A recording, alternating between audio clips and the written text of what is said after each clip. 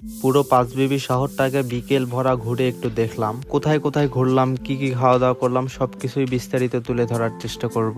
So don't skip this video. Hello everyone, this is me Limon, welcome to my another blog. বৃষ্টির দিনে আমি মামা বের হয়েছি পাঁচবিবি শহরটা দেখার জন্য।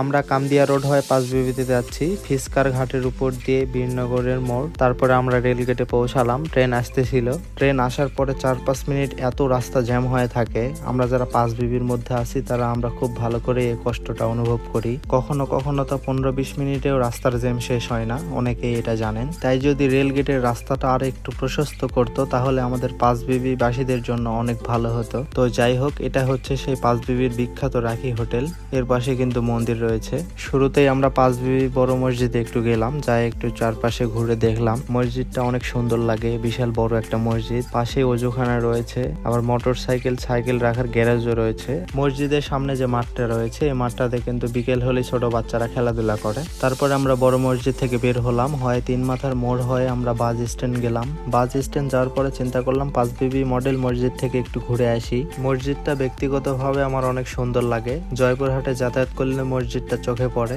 সেই শুরু থেকেই মসজিদটা অফসাইড জায়গাতে তৈরি হয়েছে এরকম মনে হয় আমার। বাজারের ভিতরে করলে অনেক ভালো হতো। যাই হোক, মসজিদের পাশে কিন্তু অনেক গাছ লাগিয়েছে, তার মধ্যে ফুলের গাছগুলোতে ফুল ধরছে, অনেক সুন্দর লাগছে। যাই হোক, মসজিদের উপরে উঠে আমরা একটু চারপাশে ঘুরে দেখলাম, ছবি তুললাম, ভিডিও করলাম, এখানে কিছু সময় কাটালাম আর কি। এরপরে পাঁচবিবি বাজার হয়ে পাঁচমাথাতে গেলাম ছোট মানিক ব্রিজ দেখার জন্য, যেটার কাজ অনেক দিন ধরে চলতেছে কিন্তু এখনো শেষ হলো না। পাঁচবিবির স্বনামধন্য সরকারি বালিকা উচ্চ বিদ্যালয়ের পাশ দিয়ে আমরা ব্রিজে যাচ্ছিলাম। এই ব্রিজটির জন্য আশেপাশে গ্রামের মানুষজনের যাতায়াতের খুব কষ্ট হয়। 2 বছর ধরে এই ব্রিজটির কাজ বন্ধ হয়ে আছে। আমাদের পাঁচবিবি শহরের মধ্যে ঊর্ধ্বতন কর্মকর্তাদের চোখে মনে হয় এটা পড়েই না। ব্রিজ দেখা শেষ করার পরে আমরা একটু পৌরসভার দিকে গেলাম, যদিও ওই পাশে একটু যাতায়াত আমাদের কম। এই হচ্ছে বর্তমান পৌরসভার অবস্থা। যাই হোক, আপনারা পাঁচবিবি স্টেশনের পাশ দিয়ে যদি আসেন, শুরুতে স্টেডিয়াম দেখতে পারবেন, তারপরে সাব রেজিস্ট্রি অফিস দেখতে পাবেন, পানি সম্পদ অফিস দেখতে পাবেন, টিএনও অফিস, কৃষি অফিস, ভূমি অফিস, সবকিছুই কিন্তু এক এরিয়ার মধ্যেই আপনারা পাবেন। এই অফিসগুলোর পাশেই কিন্তু পাঁচবিবি লাল বিহারী পাইলট সরকারি উচ্চ বিদ্যালয় রয়েছে। তার পাশে থানার পাশেই কিন্তু পার্ক রয়েছে, আমরা পার্কে গিয়ে একটু সময় কাটালাম। আবার এদিকে পার্কের ভিতরে কয়েকটা ছেলে ব্যাডমিন্টন খেলতেছিল। পাশেই 2টা ফুচকার দোকান রয়েছে, এই দোকানগুলোতে কিন্তু অনেক বিক্রি হয়। কিছু সময় কাটিয়ে আমরা একটু স্টেশনের দিকে চলে আসলাম।